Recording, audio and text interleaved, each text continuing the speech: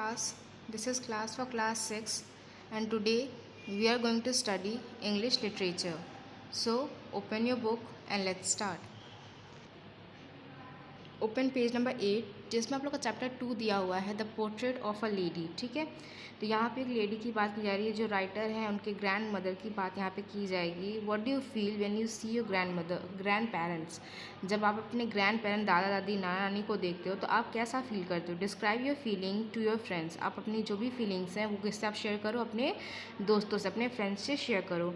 Find out what your friends feel about their grand parents. और उनसे भी पूछो कि वो अपने ग्रैंड पेरेंट्स को लेके कैसा फील करते हैं।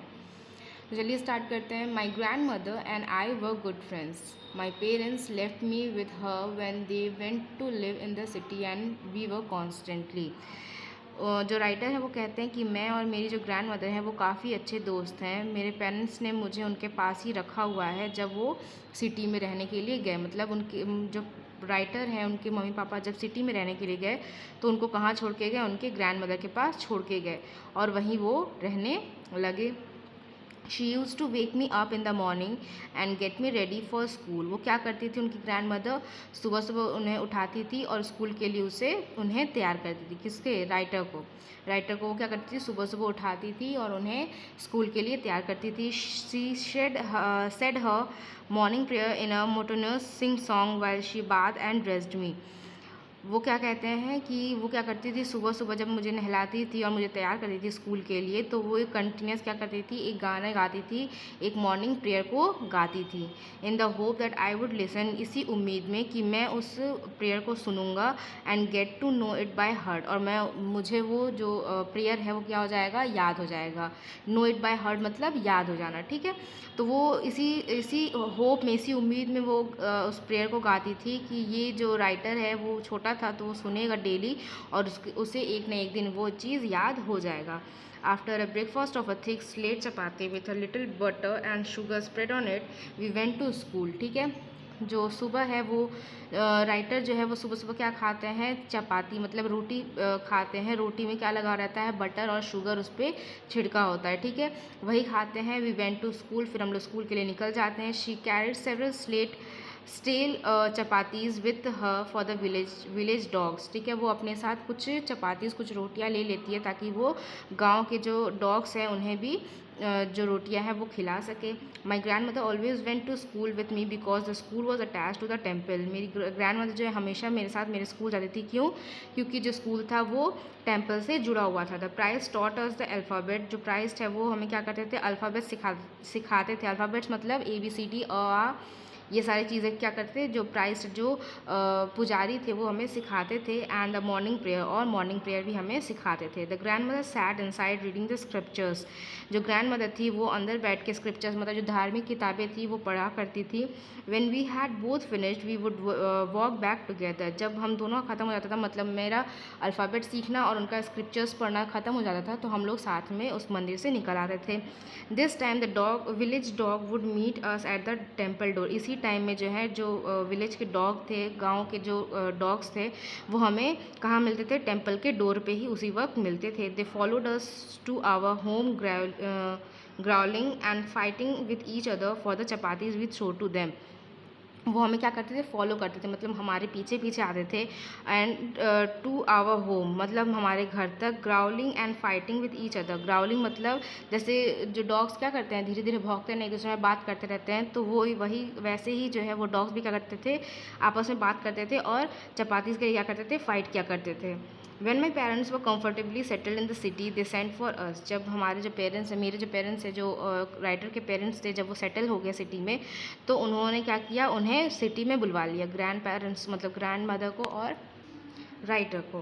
That was a turning point of a friendship. वहीं से क्या हुई, हमारी जो फ्रेंडशिप है वो थोड़ी सी बदल गई। Although we share the same room, हम लोग क्या करते थे, सेम रूम में ही रहते थे। My grandmother no longer came to school with me. लेकिन क्या चेंजेस हो गई थी कि मेरे ग्रैंड मदर अब मेरे साथ मेरे स्कूल मुझे छोड़ने नहीं चलती थी। There were no dogs in the street, वहाँ पे रास्ते में कोई भी डॉग हमें नहीं मिलते थे। She took to feeding sparrows in the courtyard of our city house, ठीक है।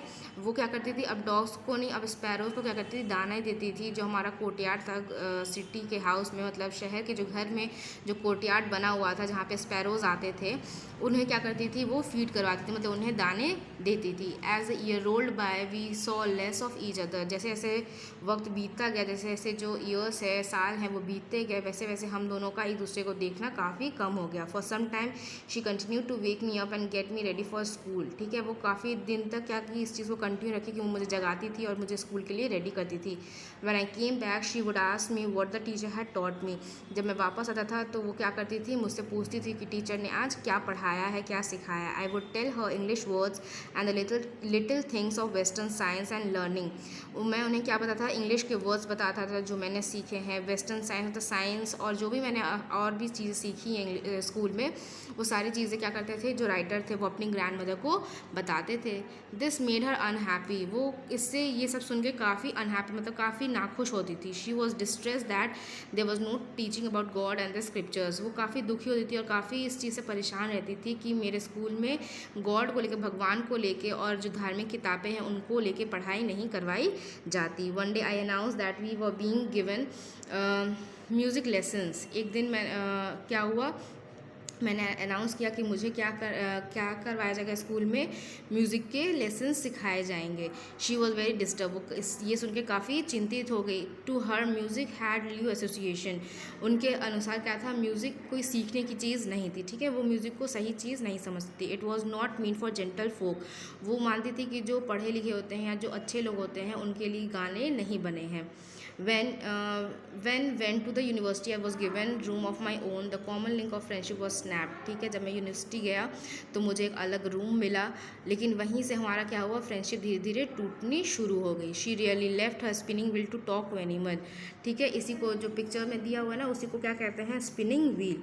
वो बहुत कम ही अपने स्पिनिंग व्हील को छोड़ती थी किसी से बात करने के लिए। फ्रॉम सनराइज़ टू सनसेट, जब सनराइज़ होता था, जब सूर्य उदय होता था और जब सूर्य अस्त होता था, इन दोनों के बीच में वो बहुत कम ही जो है वो उठती थी। वो पूरे टाइम कहाँ बैठी रहती थी, अपनी स्पिनिंग व्हील में बैठी रहती थी। एंड रिसाइट प्रेयर्स, और जो भी प्रेयर्स थे, मॉर्निंग प्रेयर्स, इवनिंग प्रेयर्स, वो क्या करती थी, उन्हें गाती रहती थी। ओनली इन द आफ्टरनून, सिर्फ आफ्टरनून में कुछ देर के लिए वो क्या करती थी, उठती थी और स्पैरोज़ को क्या करती थी, दाने देती थी। It use to be the happiest half hour of the day for her, मुझे लगता है कि ये जो आधा घंटा वो खुद को रेस्ट देती थी, ये उनके दिन का सबसे अच्छा दिन, सबसे अच्छा जो वक्त है वो उस दिन का रहता होगा। When I decide to go abroad for further studies, जब उसके बाद फिर मैंने क्या किया कि बाहर जाने का जब डिसीज़न लिया कि मैं बाहर जाके पढ़ूंगा कुछ दिन के लिए, I was sure my grand mother would be upset, मैं श्योर हूँ कि मेरी ग्रैंड मदर इस चीज़ से नाखुश हुई होंगी। I would be away for 5 years, मैं वहाँ मतलब उन लोगों से 5 साल के लिए दूर रहने वाला था। And at her age one could never tell, लेकिन वो जिस एज में थी वो कोई नहीं कहता था कि 5 साल बाद वो रहेंगी कि नहीं रहेंगी। But my grand mother could, she was not even sentimental, ठीक है। उस टाइम वो मतलब काफ़ी मतलब दुखी हुई थी, लेकिन वो बहुत ज़्यादा खुद को शो नहीं करना चाहती थी कि हाँ मैं दुखी हूँ इस चीज़ से, ठीक है। She came to leave me at the railway station but did not talk or show any emotion, वो मुझे रेलवे स्टेशन पे भी छोड़ने आए, लेकिन वहाँ पे भी उन्होंने ना मुझसे बात की, ना मतलब मुझे कोई इमोशन दिखाया कि हाँ मुझे दुख है या कुछ है, ठीक है।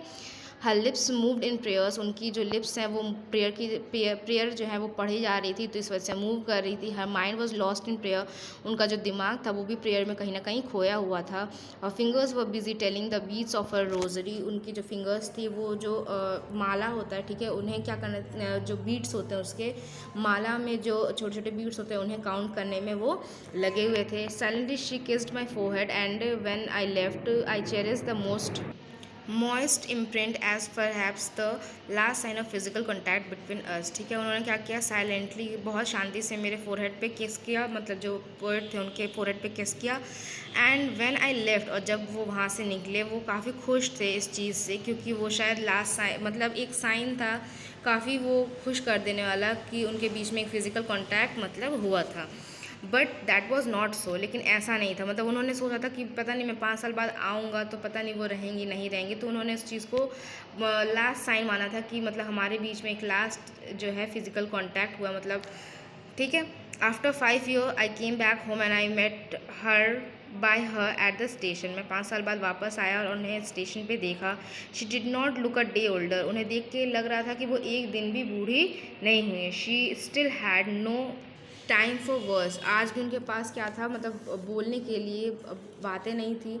And while she clasped me in her arm I could hear her reciting her prayers. ठीक है, वो जो है जैसे ही मुझे क्लैप्स की, मतलब जैसे ही मुझे गले लगाया उन्होंने, तो उनकी जो आवाज़ थी जिससे वो प्रेयर बोल रही थी वो मुझे सुनाई दे रहा था। Even on the first day of my arrival, यहाँ तक कि जब मैं पहली बार घर पे आया, हर हैप्पीएस्ट मोमेंट वो with the sparrow home she feed longer.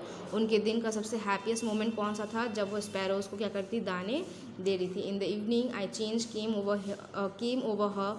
She did not prayer, she collected the women of the neighbourhood, got an old drum and started to sing. शाम में जब मैं चेंज करके उनके पास आया तो वो प्रेयर नहीं कर रही थी। उन्होंने क्या किया हुआ था, नेबरहुड मतलब पड़ोस की कुछ वुमेंस को बुलाया था, उन्होंने कुछ औरतों को बुलाया था और एक ओल्ड ड्रम लेके गाने गा रही थी। Several hours she thumbed the sagging skin of the dilapidated drum and sang of the home coming of the warriors। ठीक है, वो किनके लिए गाना गा रही थी, जो वॉरियर्स जो थे, वो जो घर आते थे, जो सिपाही हैं हम लोग के देश के, वो जब घर आते थे उनके लिए क्या कर रही थी, वो जो पुराना ड्रम था उसका जो स्किन है वो उसे बहुत तेज़ तेज़ बजा बजा के गाने गा रही थी। We had to persuade her to stop. हमें क्या करना पड़ा, उन्हें एक बार रोकना पड़ा, टू अवॉइड ओवर स्ट्रेनिंग, ताकि हमें ओवर स्ट्रेनिंग ना, ओवर स्ट्रेनिंग मतलब परेशानी मतलब ना हो। बहुत तेज़ तेज़ वो गाने गा रही थी तो हमें डर लगा कहीं उनकी तबीयत ख़राब ना हो जाए। The next morning she was taken ill. Next morning क्या हुआ, वही हुआ, उनकी तबीयत ख़राब हो गई। It was a mild fever, उन्हें काफ़ी कफ फीवर था। And the doctor told us that it would go. जो डॉक्टर थे उन्होंने कहा कि ये चला जाएगा, उसमें कोई दिक्कत नहीं। But my grand mother thought differently. लेकिन हमारी जो ग्रैंड मदर थी वो कुछ अलग सोचती थी। She told us that her and was near. उन्होंने कहा कि मेरा जो अंतिम समय है वो पास में है। And she was not going to waste any more time talking to us. और वो जो भी बचा हुआ वक्त है वो हमसे बात करके वो बर्बाद नहीं करना चाहती हैं। We protested. हमने उनका विरोध किया, इस बात से हम लोगों ने मना किया कि नहीं ऐसा कुछ नहीं होगा। But she ignore our protest. लेकिन उन्होंने क्या किया, हमारा जो प्रोटेस्ट है उसे इग्नोर कर दिया। She lay peacefully in bed praying telling her beads. वो क्या कर रही थी, अपने बेड पे जो है शांति से लेटी हुई थी और अपने जो बीट्स थे, अपनी जो माला थी, उन्हें वो जप रही थी। Even before we could suspect, her lips stopped moving and the rosary fell from her lifeless finger। इससे पहले कि हम कुछ समझते, उनकी जो लिप्स थे जो प्रेयर पढ़ रहे थे वो रुक गए और जो माला थी उनके हाथ से, वो उनके फिंगर से वो गिर गई। A peaceful pallor spread on her face. एक शांति जो है उनके फेस पे, उनके चेहरे पे छा गई। And we knew that she was dead. और हमें पता चल गया कि वो अब इस दुनिया में नहीं है। We lifted her off the bed and laid her on the ground. हम लोगों ने क्या किया, उन्हें बेड से उठाया और ज़मीन पे उन्हें लेटा दिया। After a few hours of morning, कुछ घंटे बाद, मॉर्निंग के कुछ घंटे बाद हम लोगों ने क्या किया, उनको अकेला छोड़ दिया और उनके फ्यूनरल मतलब उनके जो भी होता है मरने के बाद उसको अरेंज करने के लिए हम लोग ने उन्हें अकेला छोड़ दिया उस रूम में। इन द इवनिंग, शाम में क्या हुआ, we went to her room with a crude stretcher to take her to be cremated. ठीक है, हम लोग शाम में क्या किए, उनके रूम में गए स्ट्रेचर लेके, ताकि हम उन्हें उनका अंतिम संस्कार हम कर सके। The sun was setting and lit her room and veranda with the blaze of golden light. जो सन है उस टाइम क्या कर रहा था, ढल रहा था और उनका रूम इसी वजह से और बरामदा जो है इसी वजह से गोल्डन लाइट से पूरा भर चुका था। We stop halfway in the courtyard. हम ले जा रहे थे उन्हें, लेकिन कोर्टयार्ड में हम लोग वहाँ पे रुक गए। All over the verandah and in her room right up to where she lay down and she lay dead and stiff wrapped in a red shroud। 100 of sparrows sat scattered on the floor। ठीक है, जब हम लोग उन्हें ले जा रहे थे तो हम लोग क्या किए, कोर्टयार्ड में रुक गए। वो किससे लिपटी हुई थी, रेड कलर के कफन में लिपटी हुई थी। और 100 ऑफ जो स्पैरोज थे वो क्या हुए थे, वहाँ पे बैठे हुए थे। There was no cheeping. लेकिन उनमें से कोई भी जो है, चीपिंग मतलब जो बर्ड्स की आवाज़ होती है, उस आवाज़ में कोई भी कुछ भी कह नहीं रहा। मतलब कोई भी बर्ड जो है कोई आवाज़ नहीं करते, वो लोग चुपचाप से बैठी हुई थी। 100 ऑफ स्पैरोज जो है वहाँ पे बैठे हुए थे। We felt sorry for the birds. हमें उन बर्ड्स के लिए काफ़ी बुरा लग रहा था। And my mother fetched some breads for them. मेरी मम्मी ने क्या किया, कुछ जो ब्रेड्स थे उनको टुकड़े टुकड़े करके she broke it into little crumbs, जो है मतलब उसके ब्रेड को बहुत छोटे छोटे टुकड़े किए, जिस तरह से मेरी ग्रैंड मदर करती थी, और बर्ड्स के सामने उन्हें रख दिया। The way my grandmother use to and throw it to them, ठीक है, जिस तरह से मेरी ग्रैंड मदर उन्हें बहुत छोटे छोटे टुकड़ों में क्या करती थी, तोड़ के फिर बर्ड्स को खिलाती थी, उसी तरह मेरी मदर ने भी किया और उनके सामने फेंक दिया, थ्रो कर दिया। The sparrow took no notice of the bread, जो स्पैरोज थी उन्होंने उस ब्रेड पे ध्यान ही नहीं दिया। When we carried my grandmother's corpse off, they flew away quietly. जैसे ही हम लोग ने अपनी ग्रैंड मदर को उठाया, वो सारी जो है चुपचाप उड़ गई। Next morning the sweeper swept the bird crumbs into the dustbin. Next morning क्या किया, जो स्वीपर था उसने वो सारे ब्रेड क्रम्स कहाँ फेंक दिए, डस्टबिन में फेंक दिए। तो यहीं पे आप लोग का ये चैप्टर क्या होता है, ओवर हो जाता है, ठीक है। तो आप लोग का होमवर्क क्या रहेगा, सबसे पहले तो जो फर्स्ट चैप्टर है उसका क्वेश्चन आंसर तो लिखवाया नहीं जाएगा, ठीक है, क्योंकि वो एक क्या है, पोएम है, तो उसका जो भी एक्सरसाइजेज हैं वो आप लोग को शायद लिखवा दिया गया होगा, नहीं लिखवाया होगा तो PDF के थ्रू आप लोग को प्रोवाइड करवा दिया जाएगा। इसके बाद आप लोग का होमवर्क क्या रहेगा कि इसका आप लोगों ने पोएम लिखा होगा, 10 to 12 लाइन्स लिखा होगा, ठीक है। इसके बाद सिर्फ आप लोग क्या करना है, इस चैप्टर का सिर्फ वर्ड मीनिंग जो है आप लोग को अपनी कॉपी में उतारना है, ठीक है। सिर्फ वर्ड मीनिंग आप लोग को लिखना है, क्वेश्चन आंसर और बाकी की जो चीज़ें हैं वो जो है आप लोग को PDF के थ्रू प्रोवाइड करवाया जाएगा। बाकी इस चैप्टर को आप लोग रीड करिएगा, बहुत अच्छी स्टोरी है, इसको रीड करिएगा, इसके जो टफ वर्ड्स है उन्हें याद करने की कोशिश करिएगा, एंड वर्ड मीनिंग जो है आप लोग अपनी कॉपी में लिख लीजिएगा। Thank you.